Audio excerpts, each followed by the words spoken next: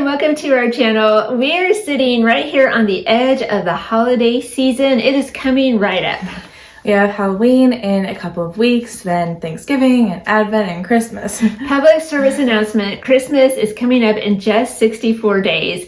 So that did get us started thinking here about all the different Catholic holidays and feast days out there and which ones are our favorites.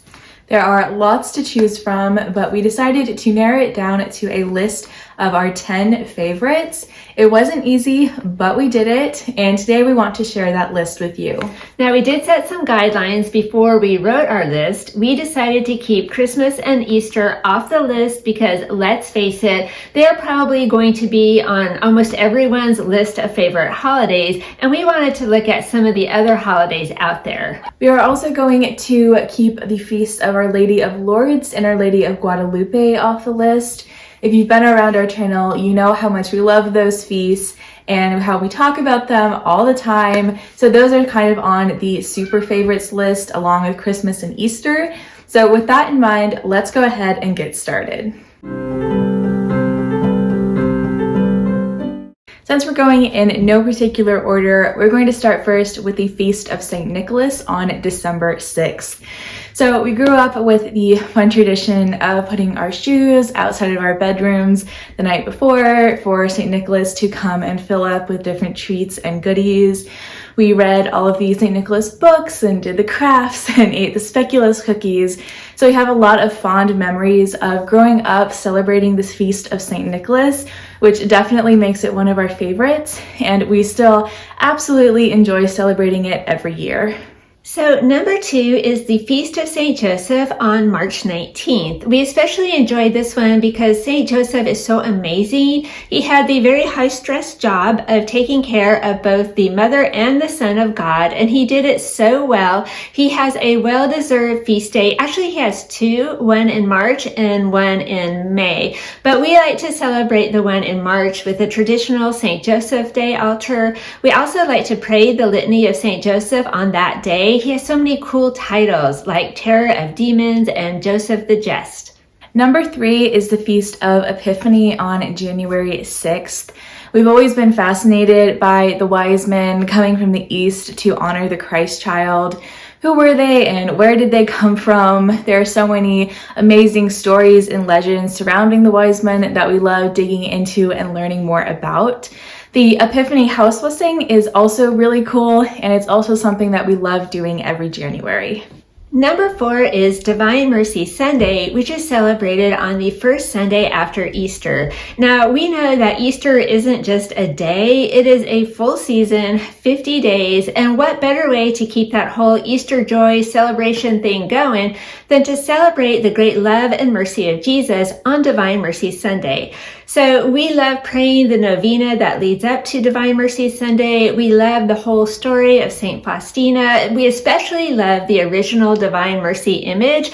So for us here, Divine Mercy Sunday is just a great day. Number 5 is the Feast of All Saints Day on November 1st. The saints are the church triumphant, and they're so inspirational and amazing and so helpful. We love reading all of their different stories, and All Saints Day is just such a fun feast day with all the parties and the games. You can dress up as your favorite saint or do something like Saint Search Bingo like we talked about in this video. So All Saints Day is another one of the feast days that has a lot of happy memories attached to it. Those were great times, and this will always be one of our favorites. Number 6 is the Feast of St. Michael and the Archangels on September 29th. I just love it every year when this feast day rolls around at the end of September. St. Michael is such a spiritual warrior for us, and my students especially need to know about him, so I love teaching them about him. I also love the story of how Pope Leo XIII came to write the St. Michael prayer that we say so often after Mass. So this one is another one that is really fun to celebrate with food. Every year I make my students and my family St. Michael's Day cupcakes. And as you see, they are devil's food cake, that's the black, and the white icing symbolizes how good always triumphs over evil. And of course, they have a sword in them for St. Michael. Number 7 is the Feast of St. Therese on October 1st. She's my confirmation saint, so of course her feast day is a favorite here, but she has also helped our family out on numerous occasions, which we talk about in detail in this video. So she is very near and dear to our hearts. Her little way is a genius, foolproof plan, and honestly, it is no wonder that she is a doctor of the church. Number 8 is the birthday of the Blessed Mother on September 8th. So let's just be honest, where would we be without the Blessed Mother? The way that she loves us and cares for us is truly a gift from God. So the church only celebrates officially 3 birthdays during the church year, and the Nativity of the Blessed Mother is one of them. So I think that's just enough said right there. Number 9 is the feast of San Gennaro on September 24th. He is the patron saint of Naples, Italy, and one year we actually happened to be in Pompeii on his feast day.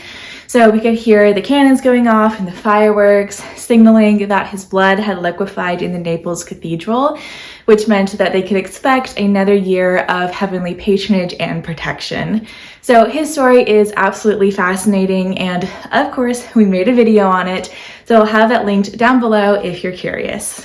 And finally, number 10 is the Feast of St. Andrew on November 30th. This one is special to us here for a couple of different reasons. Number 1 is that it kicks off the St. Andrew Christmas Novena that we pray all through Advent, which is such a beautiful prayer. And number 2, we have a family member who was confirmed on the Feast of St. Andrew. So it makes the day a little extra special for us here. Also, St. Andrew was the very first apostle to follow Jesus, and he introduced his brother, Simon Peter, to Jesus. So he's just such a cool apostle, and it's fun to think about all of that on his feast day. So those are our top 10 favorites, but of course we have plenty of other feasts that we love celebrating each year. It is always so incredibly hard with these top 10 lists to narrow it down, but let us know, what are your favorite holidays? Do we share any favorite feast days in common? Let us know in the comments. We would love to hear. We also think that it's one of the greatest joys of being Catholic that we have all of these feasts and these holidays to celebrate. So we hope you enjoyed today's video. Go have some fun. Thank you so much for watching, and we'll see you next time. Bye.